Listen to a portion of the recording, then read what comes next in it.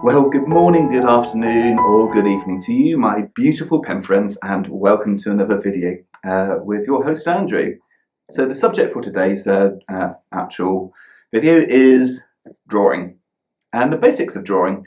Now, I appreciate there will be people out there with far more expertise than myself, but you've tuned into my video, so hopefully I can demonstrate how I go about personally drawing. Now, to get you accustomed to my sort of style, I try to keep things as basic as possible. I'm not going to go into a massively detailed drawing, but I'm going to try and talk through the techniques which I use and some of the equipment which I use as well. So let's just have a look at some of the equipment which we've got for today. I will be using a mixture of fountain pens and pencils, but if any of you are new to art or are wanting to follow along, the equipment which we'll be using today is a Rotring 600 mechanical pencil. You don't have to use a Rotring 600 mechanical pencil, you can use any mechanical pencil you like. I'm using an HB, which will be a good sort of starting point. We've then got a Tombow precision eraser with a relatively fine point. I'd like something maybe a little bit finer than this, but that will take a bit of research. And we've also got a blending stump, or Italian, as some people might say. Not Italian, just Italian. Okay, it's basically compressed paper, which allows you to blend pencils. The next pencil, which I'm going to talk about, is my Faber-Castell Perfect Pencil. And why is it a perfect pencil, you may ask? Well, okay, so if I take off the cap and take out the actual cap top, the finial, we have got a pencil sharpener in there. Not only have we got a pencil sharpener, on the bottom we've got a rubber. So we've got, you know, the best of all worlds. Now, the shirt which I'm wearing today doesn't actually have a breast pocket, but you can take this to work, clip it into your pocket, and you've got a pencil. Very much like obviously using a mechanical pencil, but with the added benefit of actually being able to put this clip on any pencil itself, to be honest. So yeah, absolutely fantastic. I think this cost me about £4.99, which really was an absolute steal to get the sharpener, the rubber, and having the clip, which is an absolute godsend. So the three pens we're going to be using today. First off, we've got the Leonardo Messenger in caramel. We've got the Santini Libra in amber. And we've got the Leonardo Officina Italiana Momento Zero in blue Hawaii. Yes, that's a bit of a mouthful, so I may have to abbreviate that if I refer to that further in the video. So, without further ado, let's go over to the drawing sample and we will crack on. Okay, so for today's video we're going to be drawing a black rhino. I've never drawn a black rhino before, so this will be interesting to see how it turns out. But hopefully, using the techniques which I'm about to show you, this will demonstrate that you can pretty much draw anything and actually get a relatively decent finish to it. So let's just flip our page into landscape, as the rhino is in landscape. Just make sure we've got everything in focus. Right, okay, so first step. Never try and go in with detail to start with. That will always end up in misery. Try and find out the space which you're going to be using for your object. So what I'm going to do, I'm just going to draw like a boundary of how big I want my subject to be. Doing this really lightly, and I'm not putting any pressure whatsoever. Right, so this isn't going to be the final drawing, obviously, because that would be pretty rubbish, and hopefully the pencil marks will be picked out. So the next thing I'm going to do, I'm going to start using some basic shapes, and the picture which I'm looking at, I will try my best to put a link into the description, and then maybe you can have a go at doing a drawing as well. So first thing I'm going to do, I'm going to segment this. By that, I'm just going to draw a straight line across. This is going to give me an indication of where the feet meet, and then going to draw an oval, rough oval for the head, maybe a little bit bigger than that. And it doesn't really matter at this stage whether I'm getting this right or wrong. And then I'm just going to get some oblongs in here.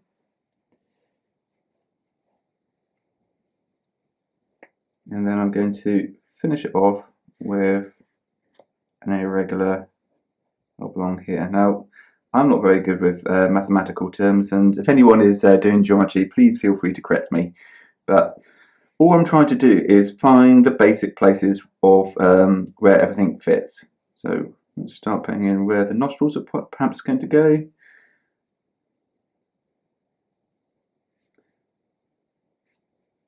Where the eye is going to come.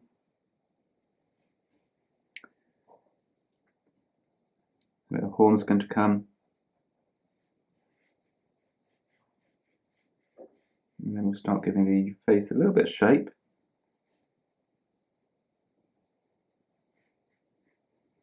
And then we're going to try and approximately find where the ears are going to come in. Now, all I'm doing is I'm just basically taking measurements in for like visual measurements, so to speak. So let's get the ear in. And as I'm doing this really lightly, I'll have no issues with being able to rub this out shortly.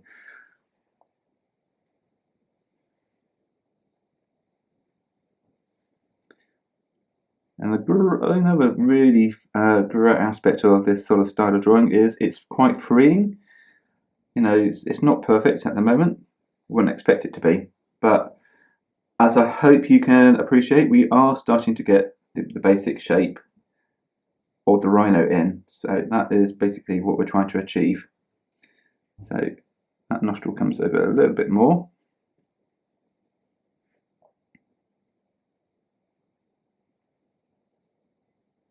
So I'm trying to get a little bit better shape in here. And then this is coming down to a point.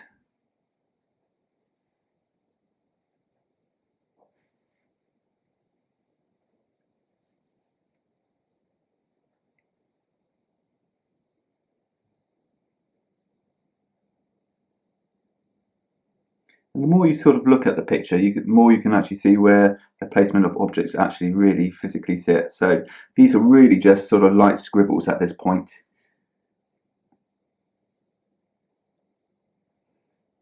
So the horn just comes in just nicely here. So this is really the positioning of where the horn comes.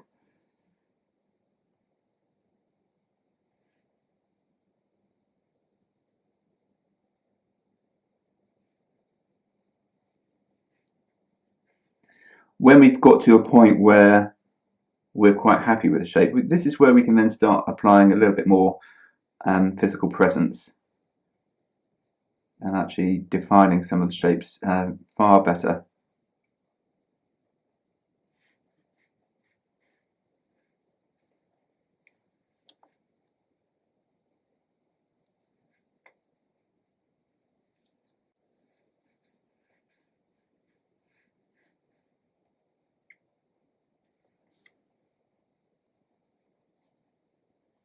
So all the time I'm just sketching these lines in,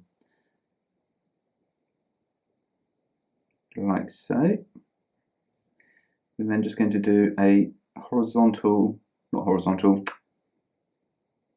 diagonal line, sorry, just to give us a little bit of perspective of where everything else is going to come.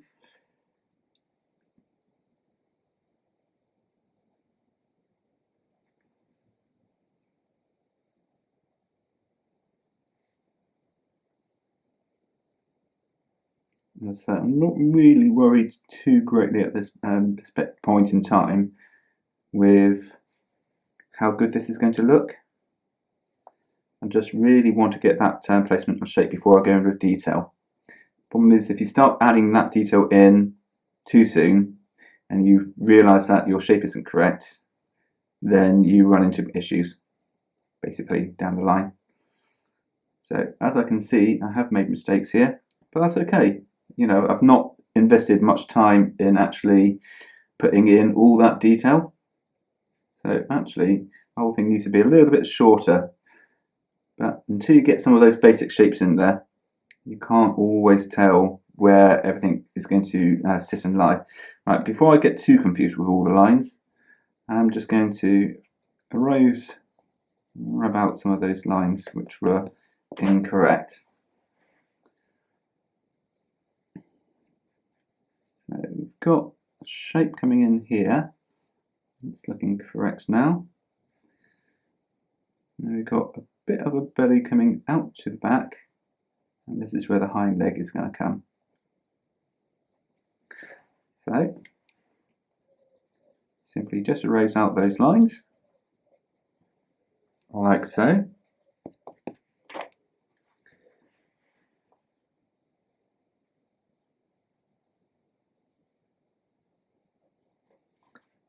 So the placement wasn't too bad, just wasn't perfect.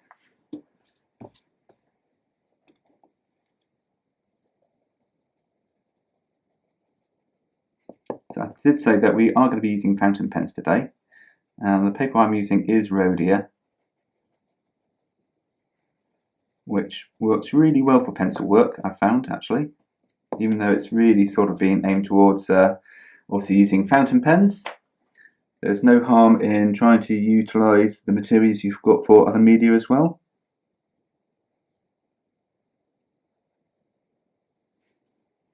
Right, let's try and get the shape of that eye better. We've got the placements in now. So we can rub out the eye because we've got a better idea of where that's going to go. Shape coming out. Eye sort of droops.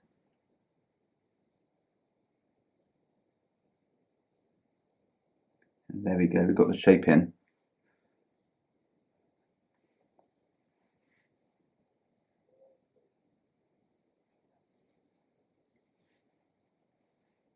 We can concentrate on the detail of that shape in a moment.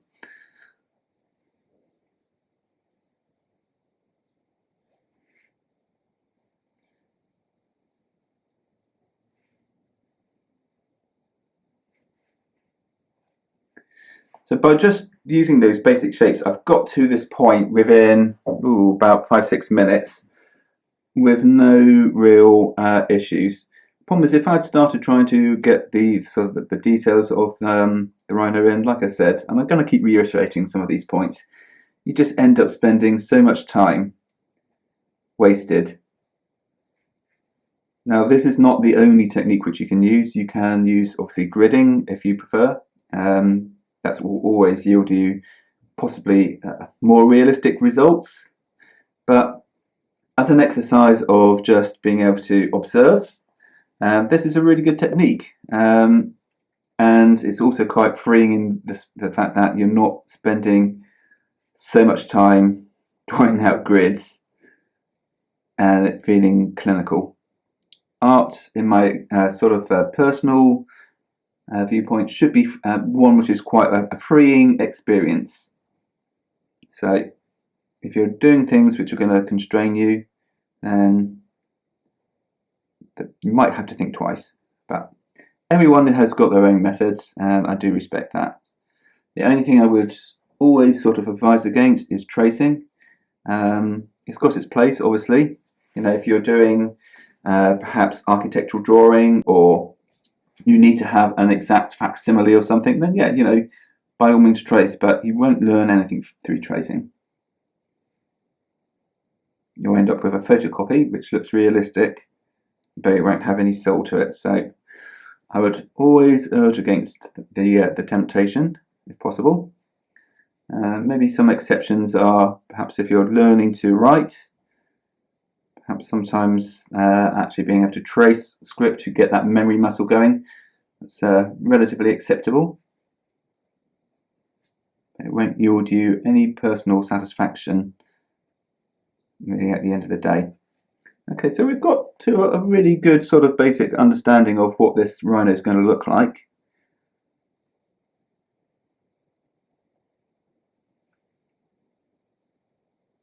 And in a moment we can start adding in some shading.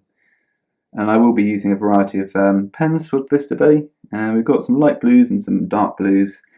So we'll see what sort of results those will yield. So I'm just going to make sure that the ears are right. So this ear needs to come up a little bit more.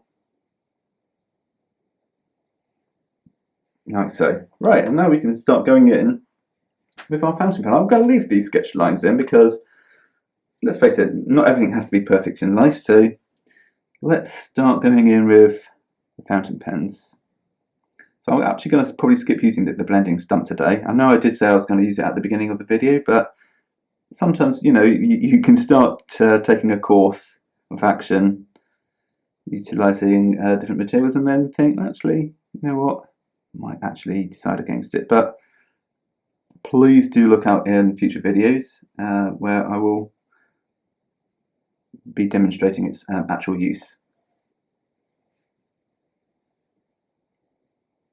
So the ink we're using in here today is, I believe we've got Lamy Black in here actually.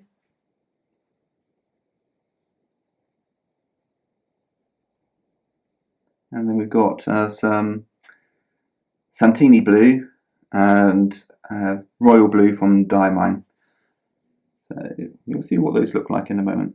But for the really dark areas, I'm just sort of mapping in the darkness with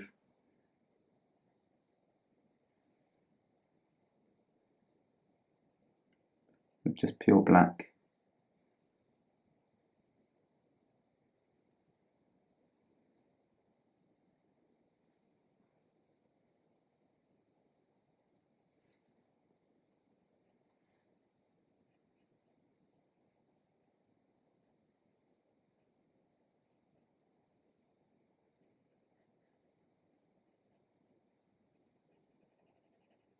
And for the rest of this drawing sample, now that I've said what I need to say, please do sit back and enjoy some nice relaxing music. Thank you for listening, and I will see you in the overview.